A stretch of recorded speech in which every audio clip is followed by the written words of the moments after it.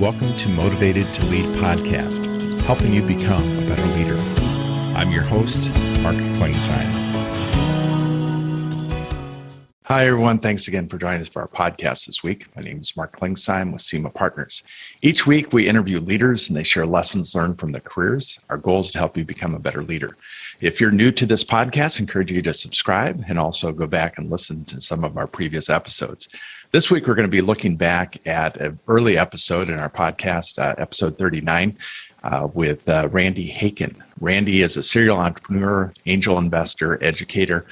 He has had just a great background working as an executive at technology companies and investing in companies. He started an organization called Gratitude Network several years ago, which works with social entrepreneurs globally and helps them as far as achieve some great success. And he has some great thoughts he's going to share with us this week. Looking forward to today's conversation with Randy. Randy, can you give us, first off, just give us a little bit of your story, your background, and your career history? Sure, Mark. I grew up on the East Coast. I'm fortunate to have gone to Brown undergrad. I did that in organizational behavior management, which has kind of come full circle back to a lot of the leadership work that I do today now. Then after getting my MBA at Harvard, I came out to the West Coast to work in the tech world and started with Apple. Was there for 5 years in different sales and marketing roles. Left to take a role at Paramount. That led me to a startup team, which was to become Yahoo. And I joined that team as number 5 on the team and had a chance to really see one of the early internet startups from the inside out. Got to participate in all the board meetings, and I was the VP of sales and marketing there. And then started working with a lot of startups after Yahoo's IPO, and I left Yahoo and began to coach other startups and invest in them, and had the opportunity to turn that work into a venture fund. So the original venture fund was called Interactive Minds, and a couple years later in 1997, we renamed it Outlook Ventures, and my partner Carl Nichols and I ran that for 15 years in San Francisco, made about 40 early internet, early IT investments during that time and had a blast. And then basically left the venture world to try my fortune as a coach and as a professor. So I taught at UC Berkeley at the Haas Business School for about 7 years, part-time. I enjoyed that. And while I was doing that, I also was coaching many CEOs of startups. I was doing a lot of angel investing. And more recently started a nonprofit called the Gratitude Network. So in the last 6 years, we've been coaching social entrepreneurs all over the world. Great. Well, you're representing the 49ers today. This is after the Super Bowl. You've got your colors on. So you get the red out. The gold is left, but the red is still there. The hurt is still there. Well, there's next year. So yeah, they had a great season. Well, tell me a little bit. One of the questions that I was thinking about is you came to Silicon Valley, to the Bay Area, kind of when all the action was taking place, and talk a little bit about what that was like, and just kind of the atmosphere that you experienced as you moved there from the East Coast. Well, just like many places around the world, because of technology, the Silicon Valley has dramatically changed. The first thing that comes to mind is the cost and the traffic out here. But right. I think really it's the diversity that's just astounding. That now that I think about it, when I first came out, you had financial services in San Francisco, and then you had a couple of tech firms that were really growing nicely, like Apple, which I joined, Intel, Fairchild had been one of the early ones there. But what I've seen over the last 30 years now is this area has diversified, whether it's because of Berkeley and Stanford and SFU, or maybe it's because of the workforce that migrated here from all over the world. But now you have biotech, you've got health and life science innovation with UCSF, for example, being one of the top research institutes in that area in the world. And you just see a real diversity across many different areas of technology, I guess because technology has pervaded our lives. So that's the main thing that I've seen since coming here. So one of the questions that I ask every leader that comes on is, if you were knowing what you know now, if you're able to go back and talk to a 22-year-old Randy, what advice would you give him? I say plastics, go in the plastics. I think the advice I'd give a 22-year-old, which I think I took a little this playbook myself, but I say you start with a reputable brand. If you're going into a career, start with a brand that is something you believe in. I was fortunate to go to Apple. I love the Macintosh. And the reason I loved it, I was very creative in my youth. And that was the machine that the creative people were using. So if I could then back a product that I loved and I went into sales and marketing, then you can believe in what you're working on. And I think that's where the enthusiasm and the love for the work begins. People recognize that, and then they want to do bigger and better things, to help you along your career. So I think that was certainly a key piece of advice I would give a 22-year-old. The other quick advice I would say is, if you're 22, enjoy life while you can, because it only gets more complicated. So those would be the two pieces of advice. Yeah, and I'm sure you wish you would have invested more in Apple at 22, right? Well, no, when you went to Apple, you got stock, and right. the real question is, did you hang on to your stock? Right. Yeah, absolutely. I have friends who have been at Apple now really the entire 30 years. They never left. One of them went from being an intern to being the vice president of products for Apple today. So it's kind of fun to watch people that stayed that long and really were part of the ride. Sure. So on the flip side of that question, is there any advice that you received when you were in your 20s that you wish you would have ignored or you did ignore? Oh, advice to ignore.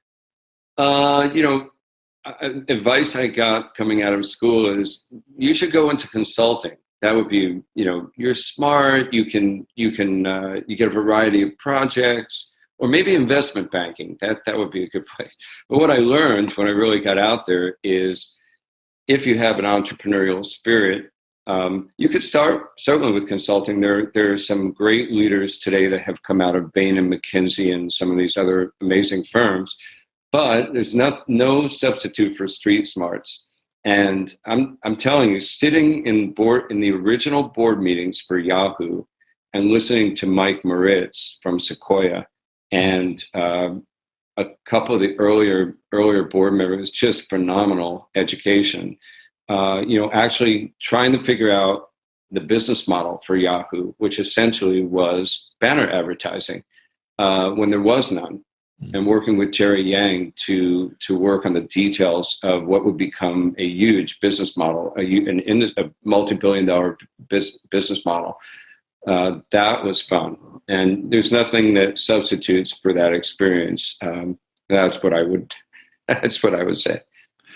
So you saw a lot of, and you've seen it as a VC, as an investor in companies, as well as in the companies that you were part of that initial team at Yahoo and others. What advice would you give somebody that maybe is a new leader that's building out their first executive team? What are some things that you would advise them? Yeah, well, right now I work with a lot of CEOs who are first-time CEOs, not just historically as in venture capital, but today Right. in my own practice. I'm coaching a lot of these folks, and one of the key things I think is just understanding what, in order to get your vision done, to reach your vision, who has to be on that ride? Who's got to be in your stable? And then go find A players to map up to the things that have to get accomplished in order to get you to the vision. I see a lot of founders that try to do too much on their own. It'd be better to figure out what you need to raise in order to get great people to work with you, because everyone's got their own expertise. typically a leader is not going to have all the expertise that they need in order to launch. They may be able to handle the sales initially and the leadership, but probably not the product and the sales and the marketing and the operations and the admin. So I think getting great people, you see the greatest leaders are the ones that people follow from one job to the next. You can see it. Historically, you look at Eric Schmidt at Google, for example, just people following him throughout his career from Novell to Google, etc. So I think that's one of the key rules. So somebody coming into a position where there may be a new leader, or they're now the CEO of the company, and they have a new boss called a board that they're going to need to work with, and the investors that are part of that. What are some things that you would advise somebody going in, maybe the first time that they've worked with a board? What do you advise new CEOs? I always suggest that they get to know people on a personal level, because you don't want to have a relationship where you're just seeing them once every month or once every few months. They're going to come in and hit you with a bunch of questions. It's always good to reach out and really get to know each of those board members personally. So you build a rapport, build a relationship with them. The other is just being genuine and transparent, because most of the board members are there to help. A couple of them are there to mind their money. That's a given. But they genuinely want to see you succeed, whether it's because they want to make a profit or they want to see the company be successful. So I've seen a number of CEOs who will be really cautious about how they play their monthly meeting and what they're going to talk with their investors or their board about and what they're not. And I think it's a better policy to just come up with the things that are really going to shape the business, that are the key factors that are going to contribute to the success of the business. Track those like a dashboard, and let people know if you're having a hard time on one of the elements on the dashboard. They should know if it's a red versus a green or a yellow that month. Let them help you. That's good. That's good advice. What books do you give out, or you always are telling others about that they should be reading, and maybe new things or things that you've read in the past that you should be on every leader's bookshelf, Sure. but read? I do. It really depends on the area, but I'm a big, going back just foundationally from leadership, I'm a big believer in Think and Grow Rich by Napoleon Hill. That kind of thinking I just loved, as I was developing my leadership style, or even Dale Carnegie's books. And these things are timeless. Sure, you can look at Peter Drucker, but that's complicated business management stuff. He comes up with all kinds of theories. But Dale Carnegie and Napoleon Hill just seem to hit some really basic facts. Another favorite of mine is Tony Robbins, Awaken the Giant Within, or any of his early books. Tony, again, master of psychology. I think a good leader understands psychology. More on the management, or let's say growing a business. I love Vern Harnish has a series of books, and he has an entire coaching practice globally, which the latest book is called Scaling Up. And I find that any company that's gotten just past its startup stage loves that book, because it puts a process in place that helps you to be a better leader and helps organize your team effort, for any given year that you're targeting a goal. So I love that Scaling Up book as well. Great. So what are some favorite quotes that you have from some of the things you've read? I pulled up a couple, I'm going to just read. Every year I do my goals. I like to do them so that New Year's Day comes and doggone it, I've got the goals set. And here are 4 quotes that I try to remember and place at the top of my goals, even before my values. So I do my quotes, then I have my values, and then I think about my roles, and I do my goals from all of that. But here's 4 quotes. to whom much is given, much is expected. That's Luke 12, verse 48. That's a favorite New Testament reading. Here's one from Abraham Lincoln that I love. The best way to predict the future is to create it. And, with all the different companies I've been blessed to be a part of, that we're kind of creating new business models or new products, that absolutely is true.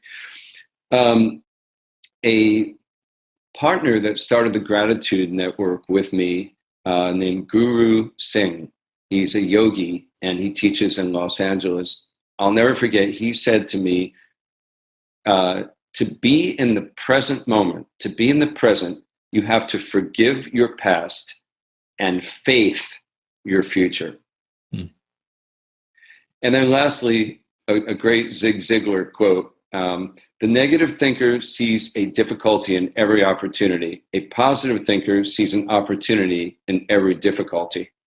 And I always tell my team, let's look at this situation, which looks like it's a nuisance. Let's turn this into a positive and something that we can create an opportunity from. Yeah, good stuff. So there are times that we all feel like we're a little bit off as far as in our focus and need to refocus. And I'm sure this is part of your refocus and looking at your values and your goals. How important is that? Do you do that on a daily basis? What are some things that you do to refocus? Well, I am into yoga. So for all those that have not tried yoga, or you haven't gotten into any regularity with it, one of the great things about it is it not only prevents physical stress. For me, it's lower back pain. After a year of yoga, that went away, and it hasn't come back for 8 years. And it used to be perennial for me. I'd lift something on a weekend and boom, my back was out. I haven't had any back issues since. But what I love about yoga is when it's done right in, let's say, an hour and a half session, it goes through different phases. So you're not only stretching your body, which is good for you, and actually working on different organs within your body. For example, some of the yoga poses are, focused on the spleen or focused on the kidneys and things like that. So it improves body function, I believe. But the meditative element of it, which typically comes at the end, however, you can practice it throughout if you're really, good at it, also is terrific. So to me, it's like 3 or 4 things all put into one nice practice. Okay. So tell me a little bit about the story behind the Gratitude Network. Just tell me about kind of what led up to it and caused you to want to do something like that. Yeah, as I was preparing to turn 50, I was trying to challenge myself with something that would make it a memorable 50th year. And this is about nine years ago now that this happened. I came up with the idea of what I call Gratitude 365. And the idea was that for each day of my 50th birthday, I would post on social media an image and some little paragraph or phrase with the image that indicates what it was and why I was grateful for it. So for 365 days, I posted something, and a lot of my friends started to follow me. And it really is amazing that, you get 100 days into this, and first panic strikes because you go, oh no, what am I going to write today? But then when you think about it, once you get on a roll, I started having a list. The list was so long of things that I could choose from that when I get to the next day, I could just go through the list and pick something. And you start really, it's like wearing rose-colored glasses of the right shade. Sure. Because you start seeing everything as something you're looking for gratitude in every aspect of life. And it was during that year that I thought about the network of friends and colleagues that I've been fortunate to have over the years. And I decided, why not create something called the Gratitude Network, where I could encourage others to be grateful as well. And that's how the Gratitude Network concept was initially born. Tell the listeners that maybe haven't heard of your organization, but what is it all about, and what is kind of the vision for what you're doing? Sure. Well, Gratitude Network, which we started about 6 years ago, is essentially a leadership development organization that spans the globe. And our focus is finding incredible social entrepreneurs around the world who are specifically working with children or education, because that's our focus right now. And then giving them the tools and coaching and support that they need to take their organization to the next level. And by doing that, the goal for our team has been, over the last 5 years, has been to impact 50 million children on the back end of that. And we're well on our way toward that. We're coming into our 4th year of that 5-year challenge that I put forth to the team. And we're over, cumulatively, the entrepreneurs we've worked with are touching the lives of more than 30 million children. Wow, that's great. So that's what that's about. Tell about the process as far as for selecting who is a part of the Sure. group that you're mentoring.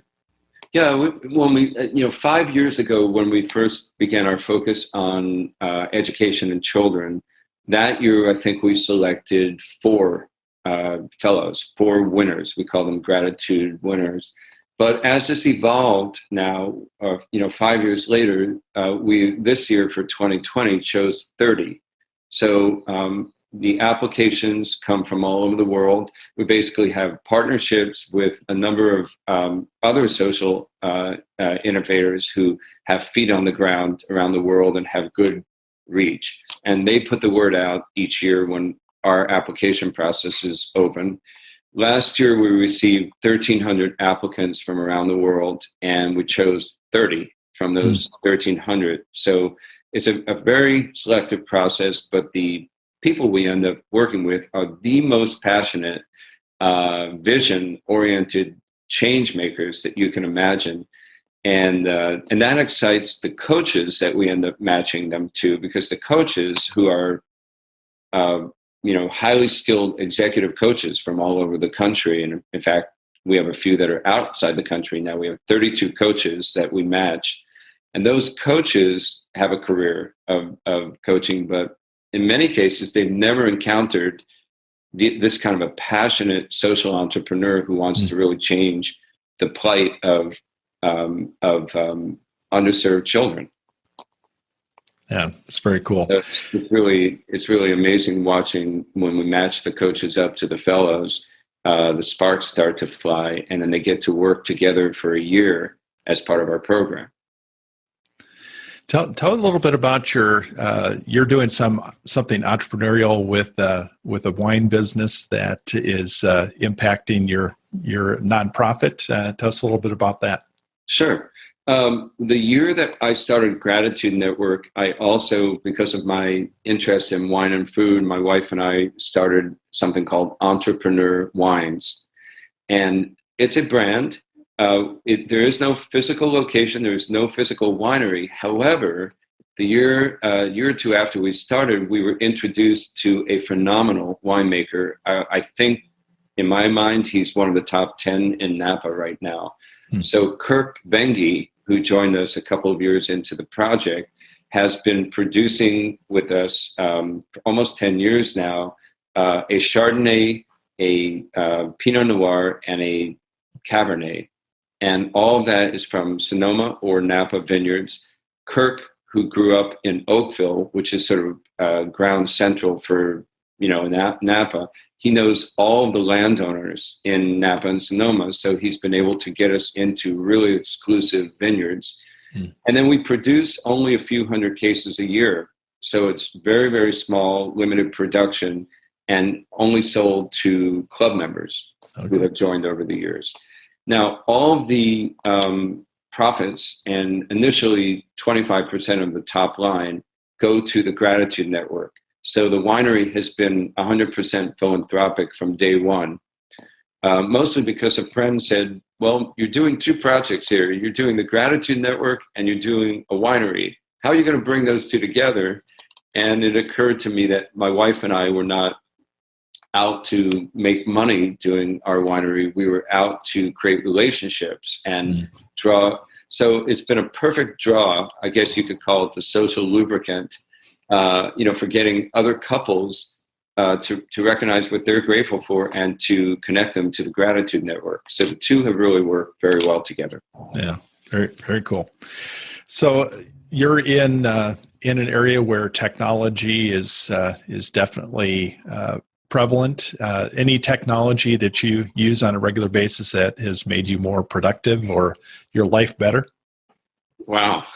There's there are so many. I mean, I think all of us, if I look at the iPhone today, and I'm just amazed at all the productivity tools literally in your hands, which I would expect someday will be probably not even in our hands, will be on our bodies or in our bodies in some way, with embedded chips and the ability to actually visually and audibly hear, through your body. I've worked with a number of companies that seems to be, they're innovating in that area of wearables and audibles. But I'd say the technology that has impacted me the most is simply the ability to keep notes in the cloud. Something simple like Evernote, I think, has been really very, very helpful. For example, I just pulled my goals up to share with you. Sure. I went back quickly 5 years, and really easy to index and find notes. The smallest note that I take, I can throw into Evernote. If I'm working on a big project, I can put that in Evernote, but it's always there and it's always in the cloud. So that's been a productivity tool that I really have enjoyed as it's progressed over the years. Right. So outside of work, you've told us a little bit of what you do to recharge, but are there any other things that you enjoy doing? Oh, I haven't even started to tell you what I do.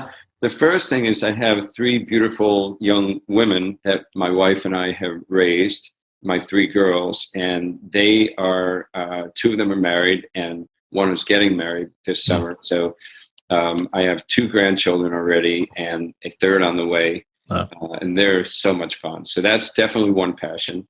The second is I love to sing, and I have been singing here in the Bay Area for many years, initially with 2 groups that were in the all men's choir type of thing, and one of which competed with 600 plus choruses around the world and placed number 3 amongst 600 around the world. So that was just a crazy fun experience. That was about 8 years ago in Nashville that we placed 3rd. But more recently, I've been singing in a group called Chorus Eclectic, which is here in the Pleasanton, Danville area. And it's mixed men and women, and just really a blessing to be a part of that. So those are my 2 main passions. There's a third passion that's being pulled up by the grandchildren. It turns out when I went through Brown University, I put myself through college partially through funds that I raised as a puppeteer.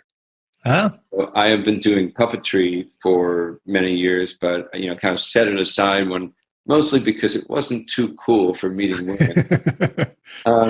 But now it's cool with grandchildren. So sure. I will be resurrecting the puppeteer in me. The inner puppeteer will be coming out shortly, and I'm working on my first puppet stage for my 2.5-year-old granddaughter. First puppet stage I've done in 35 or 40 years.